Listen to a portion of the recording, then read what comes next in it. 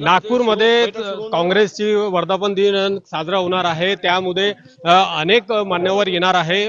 विरोधी पक्षनेते विजय वडेट्टीवार आपल्या सोबत आहे। त्यांना आपण विचारूया की भाऊ कसा कार्यक्रम असणार आहे आणि कोण कोण लोक येणार। नाही, देशभरातील काँग्रेसचे नेते येणार। आमचे आदरणीय मल्लिकार्जुन खरगे साहेब राष्ट्रीय अध्यक्ष, आमच्या नेत्या माननीय सोनिया गांधी, युवा नेते आमचे राहुलजी, प्रियंकाजी आणि देशभरातील 500 शीर्षस्थ नेते या स्थापना दिवसाला येणार आहेत। जवळपास 50 एकरमध्ये 10 लाख लोक उपस्थित राहतील अशी अपेक्षा आहे। त्याची तयारी आम्ही सुरू केलेली आहे।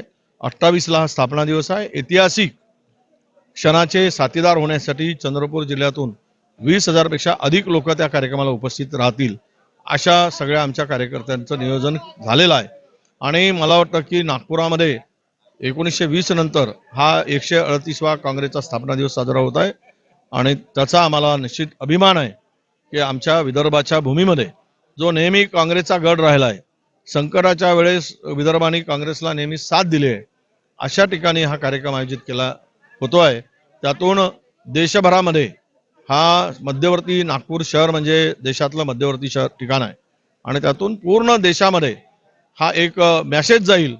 आणि विशेष करून ज्या बाबासाहेबांनी संविधान या देशाला अर्पण केलं आहे त्यांची दीक्षाभूमी नागपुरात आहे आणि संविधान वाचेल तर देश वाचेल ही भूमिका सुद्धा आता महत्त्वाची ठरणार आहे। कारण देशामध्ये हुकुमशाही प्रवृत्ती आता वाढते आहे आणि आपल्या संरक्षणासाठी हा संविधानच आपला आता कवच आहे। यासाठी हा एक संदेश या माध्यमातून देशभरात जावा ही त्यामागची भूमिका आहे। आणि म्हणून आमच्या हायकमांडने, आमच्या शीर्षस्थ नेत्याने नागपूरचं सिलेक्शन केलं आहे आणि ही सभा ऐतिहासिक, कधी नव्हे विदर्भामध्ये झालेली, विदर्भाच्या सर्व रेकॉर्ड तोडणारी ही अशी स्थापना दिवसाची सभा असेल। कार्यक्रमातून काही देणगी घेण्यात येणार आहे। 138 रुपये सदस्यता नोंदणी म्हणून नाही तर ती एक काँग्रेसला आर्थिक मदत म्हणून आहे। किती ते 138 पासून तर 1380, 13,080, 1,38,000, मग कोणी 13,80,000 द्यायचे तर 13,80,000 असं ते त्याचं नियोजन आहे। ज्यांना जे ऐपत आहे त्या ऐपतीप्रमाणे त्यांच्या आर्थिक परिस्थितीनुसार काँग्रेसला मदत करावं।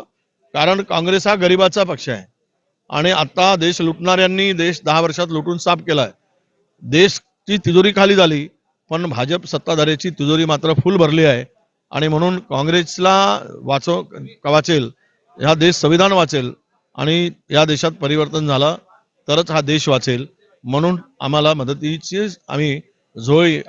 मागणी, आर्थिक मागणी जनतेकडे, आमच्या कार्यकर्त्यांच्याकडे, लोकांच्याकडे करतो। अनवर शेख, जय महाराष्ट्र, चंद्रपूर।